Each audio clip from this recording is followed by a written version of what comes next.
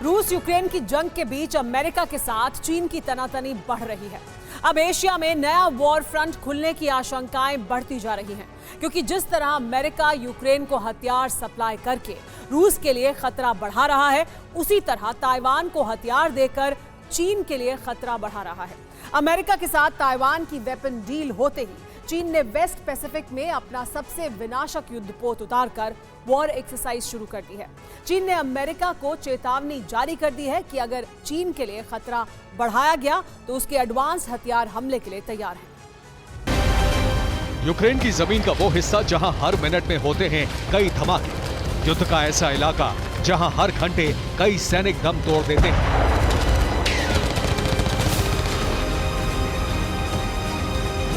यहां जिंदगी हर पल खतरे में है और कब किधर से आएगी किसी को पता नहीं, लेकिन यूक्रेन के सैनिक यहां जान हथेली पर लेकर लड़ रहे हैं। बाखमुत अब सिर्फ एक वॉर जोन नहीं रह गया है। बाखमुत अब बदनाम है नरसंहार के लिए। बाखमुत पर अब खून के इतने दाग लग चुके हैं कि ना जाने ये इलाका कभी बच सकेगा भी या नहीं। करीब 80,000 लोगों की आबादी वाला बाखमुत अब मुर्दों का शहर बन चुका है।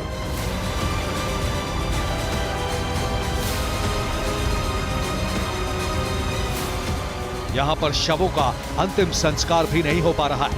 जगह जगह शवों को जमा किया गया है। तापमान कम होने की वजह से शव सुरक्षित हैं। गर्मी बढ़ने के साथ ही इलाके की हालत बदतर हो जाएगी। शवों के अंतिम संस्कार का इंतजाम नहीं हो पा रहा है। गोलाबारी के बीच से शव उठाना भी मुश्किल हो रहा है।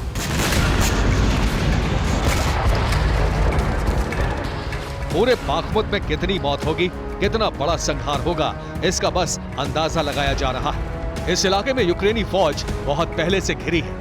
वैगनर चीफ ने दावा किया है कि यूक्रेन के करीब 10,000 सैनिक तीन तरफ से घिर चुके हैं। अब ज़ेलेंस्की को सैनिकों को वापस बुला लेना चाहिए। पुतिन की सेना ने यूक्रेन के जिन इलाकों पर भी कब्जा जमाया, वहां यातना और नरसंहार के दावे यूक्रेन ने किए हैं।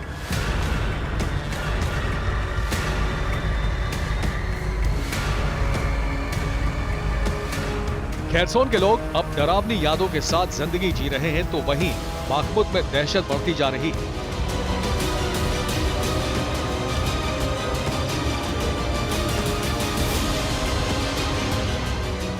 रूस के सैनिक और वैगनर ग्रुप हमेशा ये दावे करते हैं कि सिविलियंस को निकालने के लिए कॉरिडोर दिया जाएगा, लेकिन हर बार टॉर्चर और लोगों की हत्या का आरोप यूक्रेन लगाता रहा है। बाखमुत में बच्चों समेत करीब 4,000 लोग मौजूद हैं। 10 से 7,000 यूक्रेनी सैनिक भी वहां मौजूद हैं। यूक्रेन के कई सैनिक बाखमुत के अस्पताल में मौजूद हैं। यूक्रेन के सभी सैनिकों को सरेंडर करना पड़ सकता है।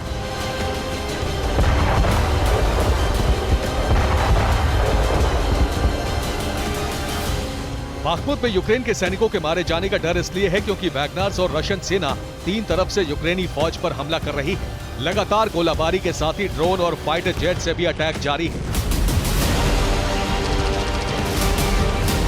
यूक्रेन के सैनिक या तो इमारतों में छिपे हैं या जंगलों में मौजूद हैं, लेकिन अब बाखमुत की सभी इमारतों को गिराने के लिए गोलाबारी की जा रही है।